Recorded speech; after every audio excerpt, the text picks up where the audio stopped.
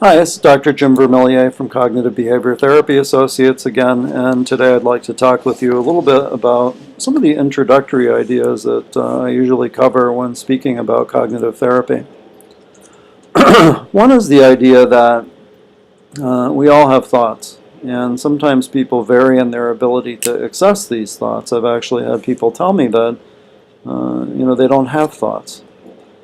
So some of us are more aware of what we're thinking at any particular point in time than other people, and some people don't have very much awareness of their thinking process at all. We can think of large number of thoughts and kind of parallel tracks at the same time. I can be recording this thinking about what I'm going to say and simultaneously thinking about what I might have for breakfast or what I'm going to do this weekend.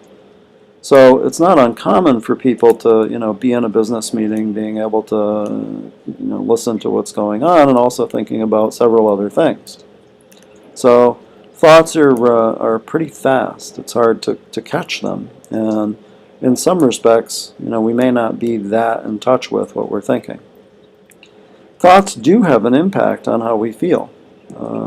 People argue back and forth about whether emotions come from thoughts or thoughts come from emotions, but let's skip that because it really doesn't make much difference. The point is that we think, and how we think influences how we feel.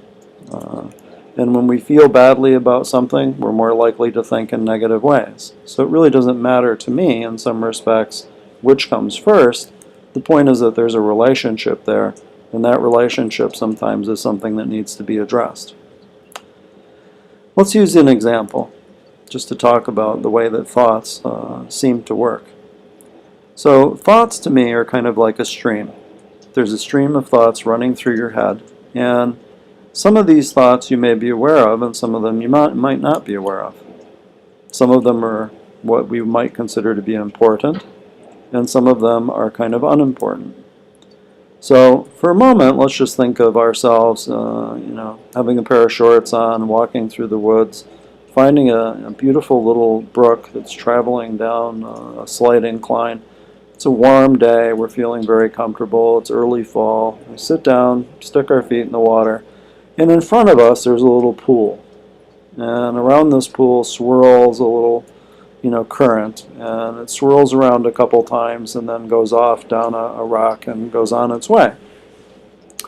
So as we're sitting there, we notice that leaves are coming down this stream, and we're able to examine them because they swirl around a couple times in front of us before they head on their way back down the stream. Well, the first leaf that we notice is a green one.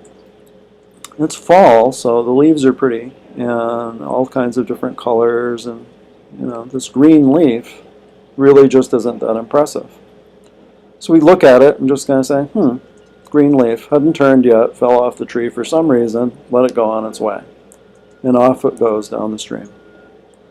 Another leaf comes down and it's pretty, but it's got a few holes in it or whatever, and you look at it and you think, wow, that's kind of cool. It's a nice color, and it's fall, and it's got some reminiscent memories that make me feel good about that.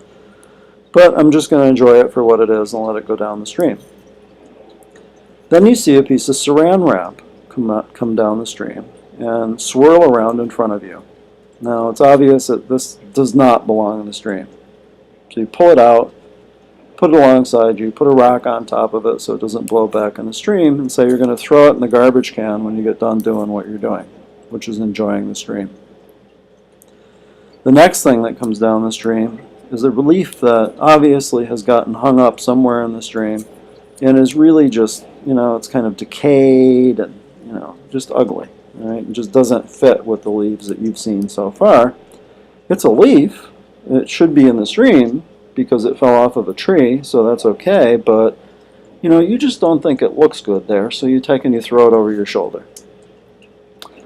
And then down comes the stream, this beautiful, beautiful leaf that you think is just exceptional. It's a beautiful color, maybe your favorite color are some of the red leaves. And you take it out and decide to put it next to you because you're going to go home and press it in wax paper so that you can give it to someone. So beautiful. So I think that, the metaphor that I'm trying to use is pretty obvious, and that is that our thoughts are in some ways the same as these leaves. Some of them aren't terribly important, and we can just kind of recognize that they're there and let them go on their way. Some of the thoughts that we have are kind of like the colored leaf with a few spots in it. It might be, hey, that's a nice thought, but I don't really need to take it out and examine it and cherish it because it's nice, but it's not that special. Some of our thoughts are kind of like the saran wrap that we ought to just grab them and say, you know what, this doesn't belong on my stream of thoughts at all, and I'm going to throw it in the garbage can. So that's a type of thought where you take it out and put it alongside you and say, I'm putting that one in the garbage can. I'm not thinking that. It doesn't go through my head. Another kind is the thought, the leaf that comes along that looks kind of diseased. It's kind of like, an irrational thought, or a thought that you don't want to have, or that you don't think is becoming to you, or not a pattern that you want to get into. Maybe it's a negative thought about you that seems unfounded. Maybe it's a thought, negative thought about some other social group, or something, just something that you don't like. Well, you can take that out and throw it over your shoulder. Now, there are other thoughts that come along that are really beautiful. And I think, it's nice to be able to see those thoughts and pull them out and look at them and either decide to keep them as cherished memories pressed in paper as it is in your memory, or, to put them back in the stream and let them go on their way. But you have a choice about what you think. And that choice is basically that you can accept thoughts that come through your head, or you can reject them. You can decide that they're not important and let them go on their way. But some other thoughts you might find that you really think you want to get out of there. Okay? And there are ways to do that we can talk about. Now, that's kind of the way that I look at thoughts. And that's an example that I commonly use when I'm talking with people about cognitive therapy. I'd just like you to think about that a bit and see, are you really aware of what you're thinking? Are there patterns in the way that you think? And are these patterns something that you want to change because they're interfering with your life? And if you do, then some therapy might be helpful to do that with someone who's well trained in this particular area.